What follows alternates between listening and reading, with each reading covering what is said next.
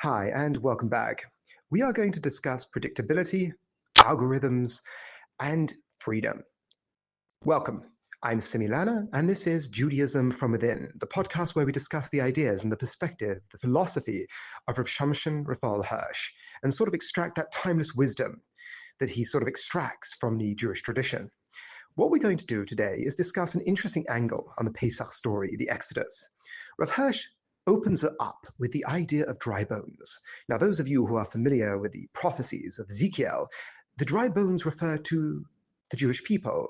They refer to something that is lifeless. It's often used as a bit of a source for the idea of the resurrection of the dead, but using it in this metaphorical sense, Rav Hirsch talks about dry bones.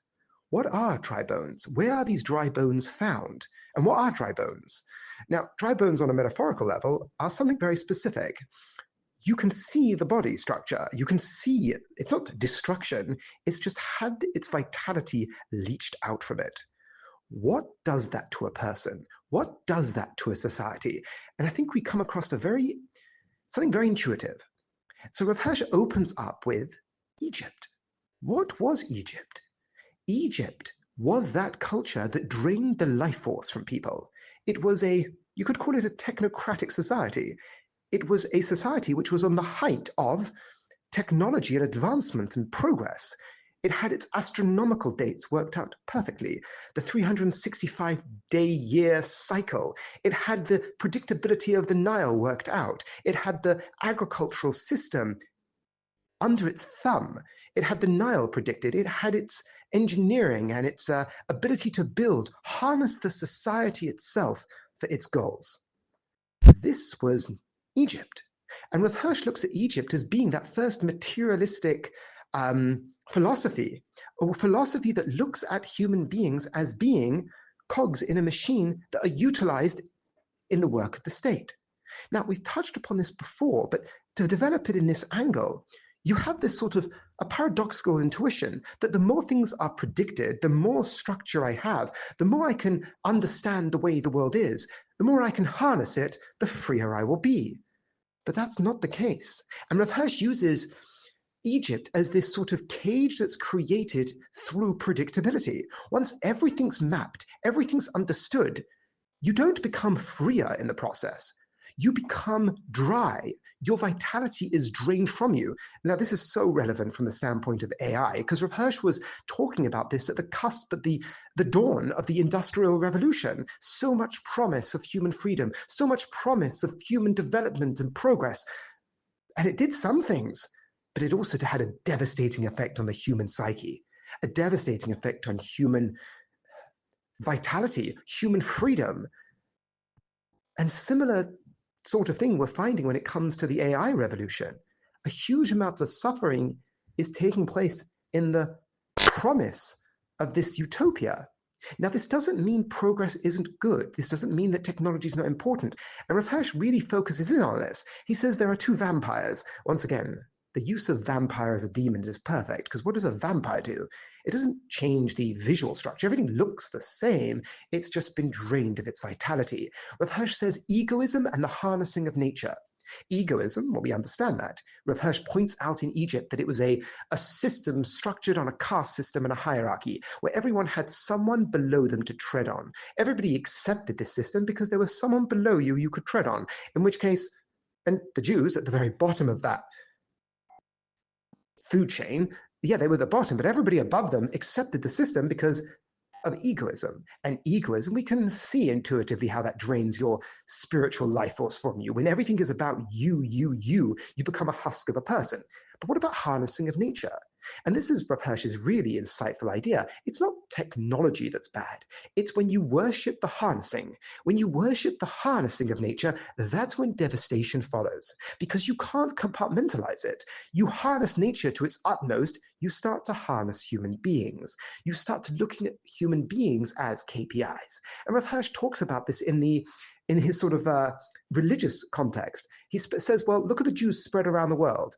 That's not a bad thing if they have the vitalizing water of the Torah to spiritually uplift them. But when you have Jews spread around the world and you have a society that is obsessed with metrics, a society that is obsessed with filling the pews, filling the synagogue, once again, you allow the philosophy of the time to influence your philosophy onto people. You don't compartmentalize. You don't structure it away as, oh, this is the way I approach the world and this is how I approach people. No, it bleeds into it. You start looking at people as being cogs in a machine to feed your system. That is what Rav Hirsch understood Egypt as being, the ultimate materialistic system. Not materialistic in the sense of buying a handbag, like materialism as the world is just a system that needs to be understood and then it works for me. That's my freedom. But it doesn't lead to freedom. It leads to oppression. It leads to the suffering of the individual because you drain the individuals of what makes them truly human. So he looks at Egypt as being this warning of a technocratic system where everything is structured, everything is understood. And what emerges from that is the draining of the human being. But what is the cure? What is the solution? And this one, Rav Hirsch adds something very unique. He says the Jewish people. The Jewish people exemplify the exact opposite of this sort of algorithmic structured society that drains the individual of their freedom. Yes, it's seductive to have a job as a let's think about it, as a desk job with your 401k and your 10 biz dinner every lunchtime and your corner desk. There's something attractive about that. It's freedom in the sense that I have security, but not freedom in the sense of self-expression. You can envision that being a soul-crushing way of looking at the world. What's the opposite of that? Well, the opposite of that is the freelancer. It's scary, but there's something freer about it. You don't have the security, but you do have the freedom.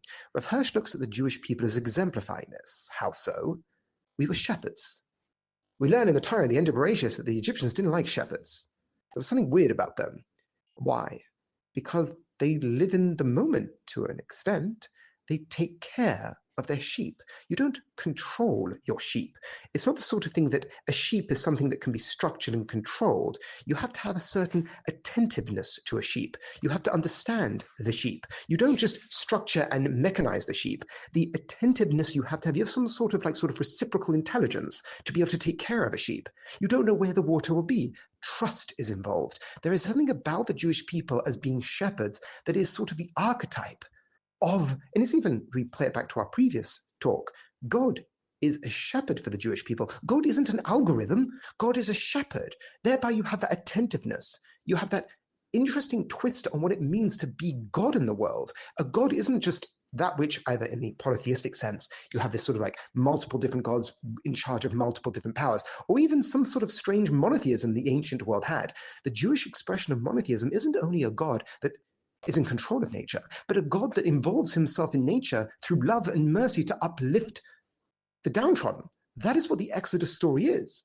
And Rav Hirsch plays it out through the plays. So we have these two areas that the Torah undermines this sort of philosophy of materialism. It undermines the philosophy of this mechanized system of understanding the world that drains human beings of their vitality, the dry bones. And how does it do it? It does it on two fronts. The shepherds, the Jewish people that entered into Egypt, gave into the system. They gave into the system and they became part of the system. They became the slaves of the system.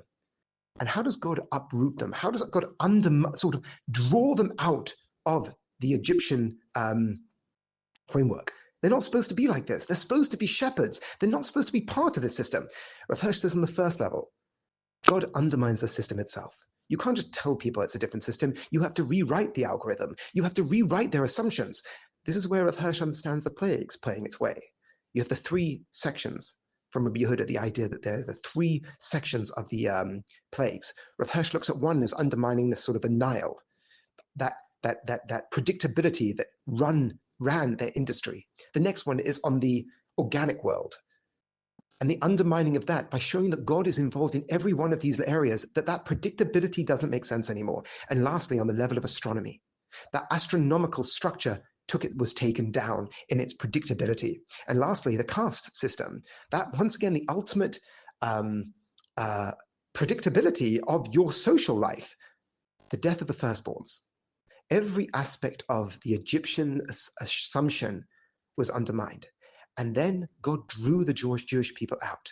This shepherd people, this people that was supposed to recognize a different way of looking at the world, And thereby you have, in the desert, you almost have a retraining in being a shepherd. You have the mon, which is the ultimate expression of trust.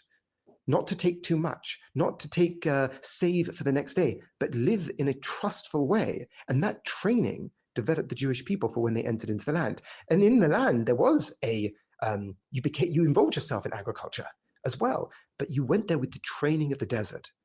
So let's repeat this point. We spoke about the idea of the danger of that assumption that more structure equals more freedom. Rav Hirsch looks at the Egyptian world as exemplifying this sort of structured approach to the world that undermines human vitality, the dry bones, the vampire that sucks the vitality from life. And Rav Hirsch sees the cure being twofold. Not only is there a God that undermines your sort of predictability, but it's also a God that involves himself in the world, based off a moral structure. God's love and God's mercy lifts up the downtrodden people, the God that hears the cries of the downtrodden people. That's the story of the Exodus. It is a protest against this sort of closed system mentality. Rav Hirsch brings Hegel, he brings Spinoza, as modern expressions of this closed system, and how the Jewish people protest against this once a year when it comes to Pesach.